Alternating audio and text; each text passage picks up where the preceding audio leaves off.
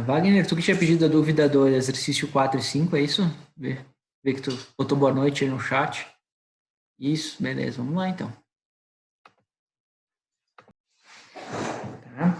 Aí a gente tem o alfa micrometro por metro Kelvin, 23,6. Dilatação térmica, né? Deformação térmica. Como é que a gente encontra a deformação térmica? T é 300 Kelvin e o comprimento final é igual ao comprimento inicial, 1 mais alfa delta T. Né? Isso está tudo no enunciado. Tá? Está tudo no enunciado. Então, como é que eu saio da encrenca aqui? Né? Tem que calcular a deformação térmica. Então, eu vou lá pegar a fórmula da deformação, tá? Deformação, Ln, me deu um branco agora, é o final menos inicial. Então, L maiúsculo, L final sobre L inicial. Tá? E o L final é esse cara aqui. Eu fiz ele com a letra diferente, que me atrapalhei, mas é a mesma coisa que esse cara aqui. Tá? Então, se eu pegar esse cara aqui e jogar aqui dentro, o que eu vou ter? Logaritmo natural, L0, 1 mais alfa delta T, sobre L0, né? Cortam-se os L0s e a deformação térmica fica sendo Ln e 1 mais alfa delta T. Aí morreu a dúvida, né? Só substituir os valores, o alfa é dado no problema, o delta T é dado no problema, e eu encontro a deformação térmica. Tá? Deixa eu pegar minha calculadora. Se você quiser ir calculando aí, pessoal, vou falar a resposta no chat aí, eu tô ligado. Se quiser abrir o microfone também, se essa é a tua dúvida, se resolveu a tua dúvida, se não se até ali eu tinha chegado, o problema é dali para frente. Né? Alfa 23,6, só tem que cuidar da unidade, tá? Micrometro, metro Kelvin. Então, isso aqui, o micro representa 10 na menos 6. A gente tem que considerar essa unidade aqui. 23,6 vezes 10 na menos 6. Tá? E temperatura 300. 300 vezes 1 mais, e o logaritmo natural disso aqui, isso dá 0,0 duas casas, 0,007, 0,6, quiser ser mais preciosista, tá? O rapaz está caindo fora. Então, resolveu a questão ali. E outra coisa que o exercício pede é deformação elástica. Deformação elástica. Tá? Então, a deformação elástica, a gente viu aula passada, Ln 1 mais epsilon elástico. Só essa conversão que tem que fazer. E o epsilon elástico, a gente segue a lei de Hooke, sigma y, não sei se é sigma y que eu usei lá na literatura, sigma y igual a E vezes E elástico, tá? Isso aqui, só tem que entender o que é esse epsilon elástico, tá? E eu tenho meu material elástico, aqui, né? Quando eu tenho 1 de deformação, eu tenho módulo de elasticidade de tensão, né? E quando eu chegar no meu limite de escoamento, sigma y, eu vou ter epsilon elástico aqui no eixo X, né? No eixo da deformação. Tá? No eixo da deformação. Então, só isso que vocês têm que entender. Eu vou usar a lei de Hooke. E para mim encontrar o epsilon nesse momento, que é o momento que começa a minha deformação, eu tenho que usar a tensão de escoamento e o módulo de elasticidade. E eu vou combinar essas duas equações. E eu vou ter que o φ elástico é igual a Ln 1 mais, né, eu jogo o E para baixo, sigma y sobre E. E aí também morreu as dúvidas. Tá? O φ elástico vai ser sempre logaritmo natural 1 mais sigma y sobre E. Tá? Assim, certo? Como a deformação é pequena, deixa eu aceitar o pessoal aqui, como a deformação é pequena, não vai dar tanta diferença entre o epsilon e o φ. Tá? Se vocês quiserem calcular isso em partes, tá, vamos pegar do alumínio. Cadê o meu exercício? E, na tela. Alumínio 308. Aqui. Tá? Aqui eu tenho, não é essa tabela aqui, é outra, aqui. Tensão de escoamento, aqui está S sigma zero, de repente isso que vocês confundiram, né? Mas é a mesma ideia, tensão de escoamento. Tem que alterar lá na folha de vocês. Pascal e o SY69. Então, se eu quiser calcular, apagou. O epsilon elástico, eu vou pegar 169, que nem o colega falou aí, certo? Que é a tensão de escoamento, e dividir pelo módulo de velocidade, que é 70.000. Tá? 70.000. Eu estou falando em gigapascal, certo? E aqui eu tenho que comparar com 169 megapascal. Então, dividindo por isso ali, ó, 2,41. Tá? Eu vou salvar isso aqui na memória da minha calculadora. Pode falar, se alguém quiser falar aí. Salvar isso na memória da calculadora, tá aqui, e eu vou fazer a conta da deformação a partir da deformação φ a partir da deformação epsilon.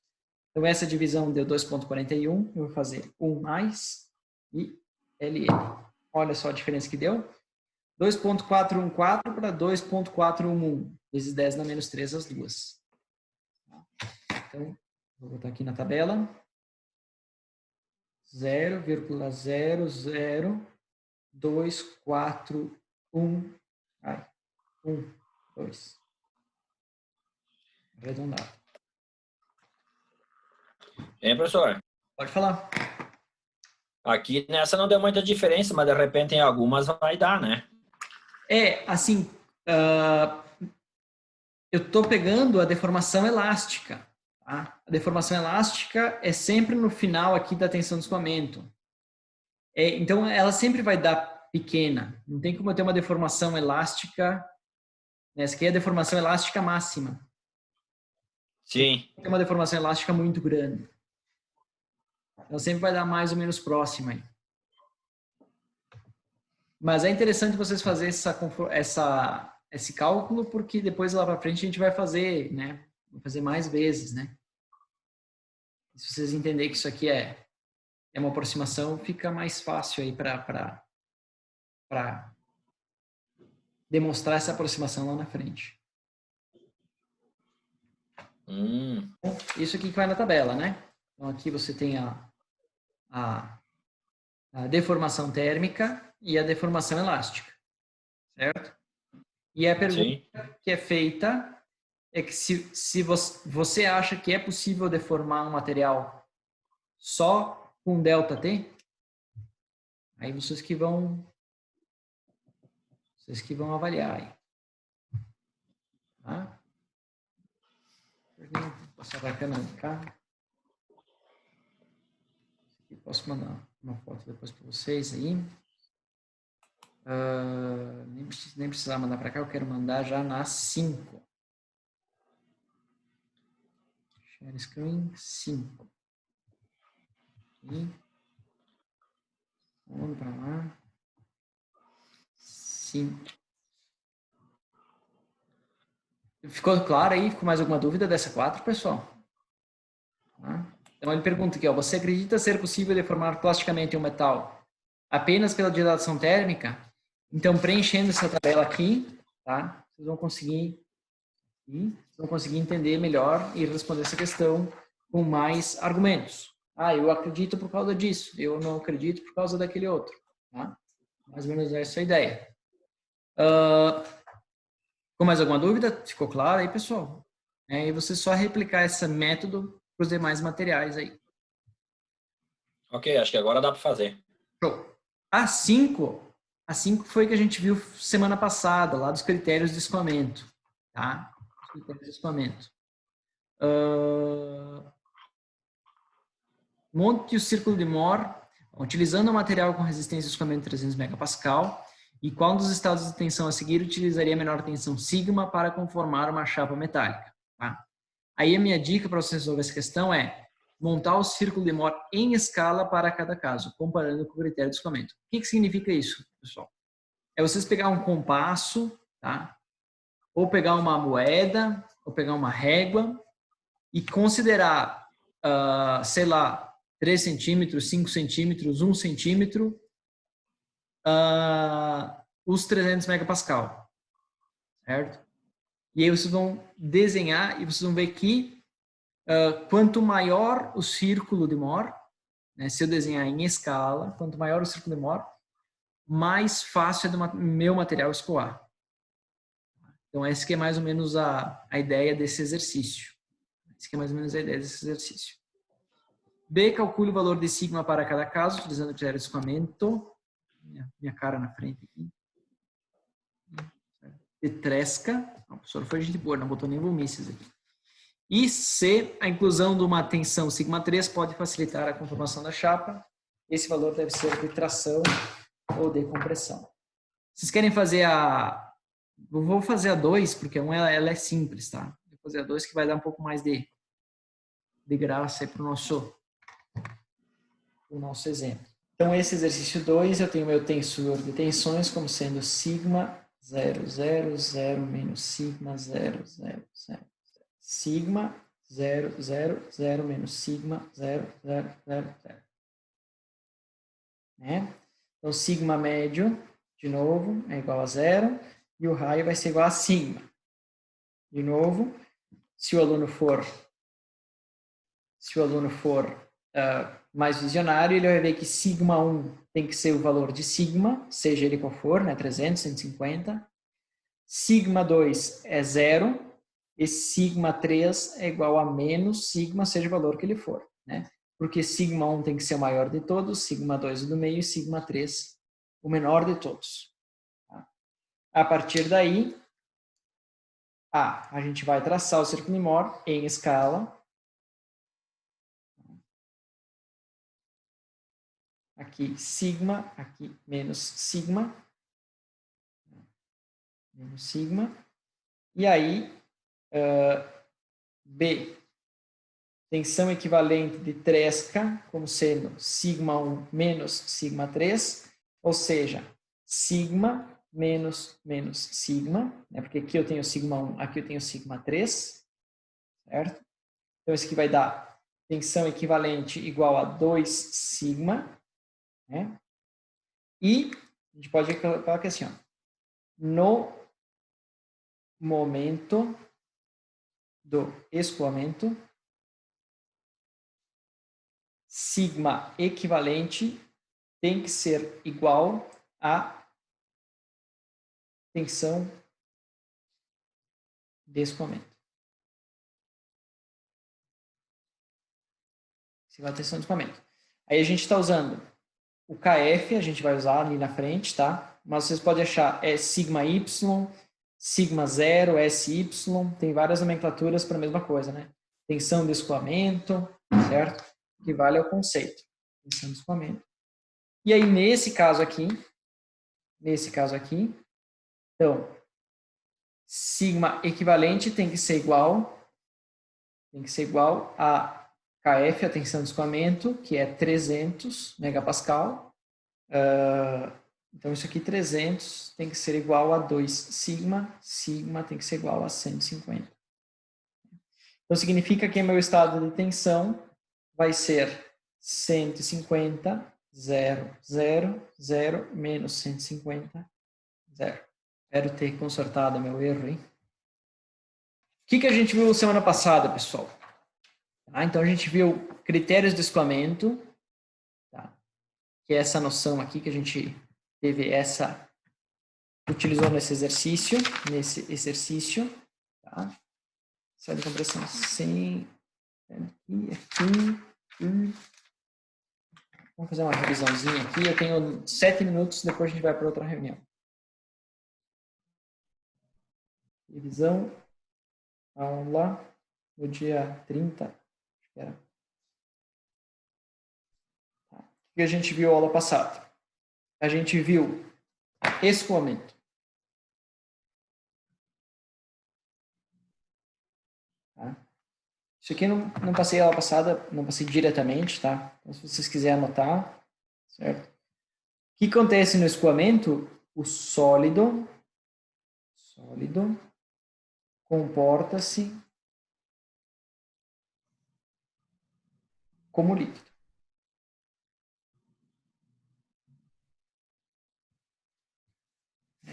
Por isso se chama escoamento. Ele escoa. O sólido comporta-se como líquido. A gente tem a barreira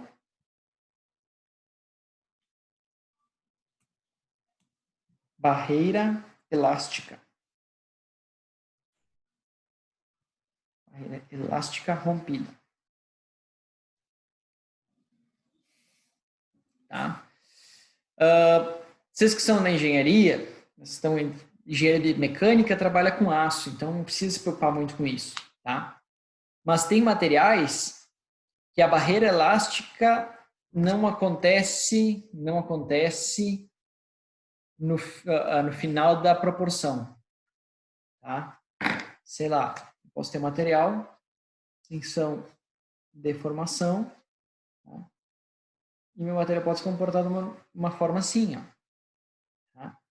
E até esse ponto aqui, por exemplo, ele é elástico. Aqui é plástico. Né? Então, tem borrachas, tem elastômeros, tem polímeros que apresentam um comportamento assim, né? Elastoplástico, mas não linear. Aço, metais, enfim, facilita bastante. Tem a nossa barreira elástica linear e depois aqui a gente sabe que é plástico. Mas, dependendo do material, não é bem isso. Isso não é uma verdade absoluta. Né? No material não é bem isso que acontece. A gente tem internamente no material, né, a propagação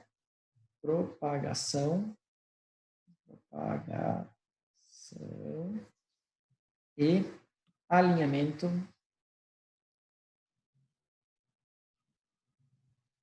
de discordâncias.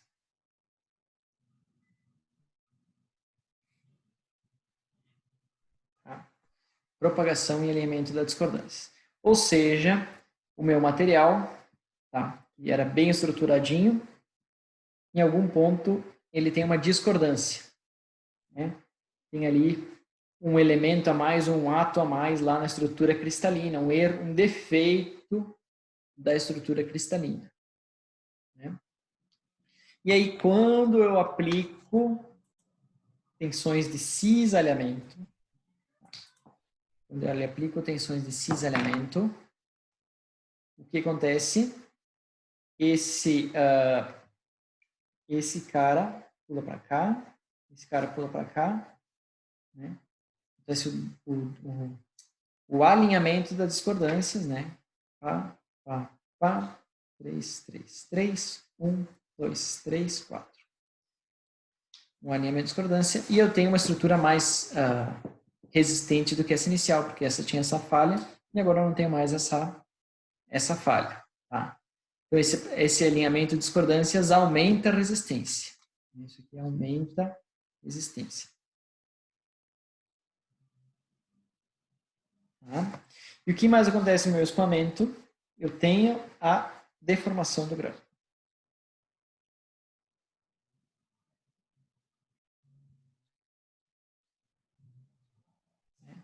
Então, se eu olhar lá no meu microscópio, tá? Uma estrutura, os grãozinhos bem em forma de esfera, certo?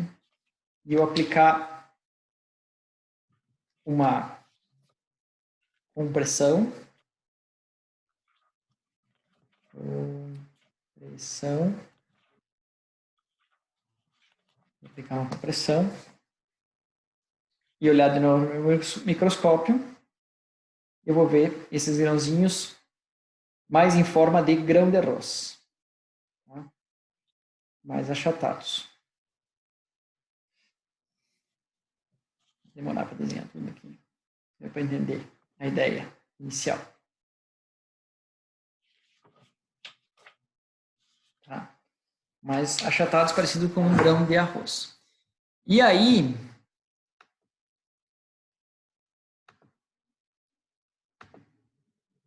está aparecendo aqui, tudo certo, tudo certo.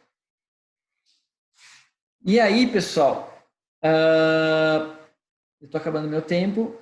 Esse cara aqui, ele vai ser mais resistente. Tá? Ele vai ser mais resistente do que o grão em forma de esfera.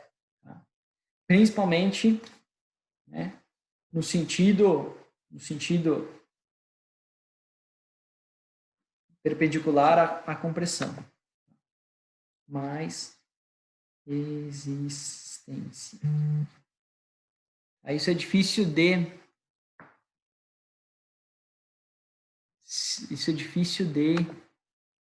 Estou com o Marlon aqui, ele botou até no grupo agora, deixa eu dar Bom, acabando a reunião, depois eu converso com ele. Isso é difícil até de explicar, assim, a lógica do negócio, né? Mas a gente vê isso no dia a dia, tá? Seja uma fibra, um tecido muscular, uma carne, vai comer um churrasco, certo? As fibras da carne, elas têm uma resistência boa no sentido e fraca no outro sentido, tá?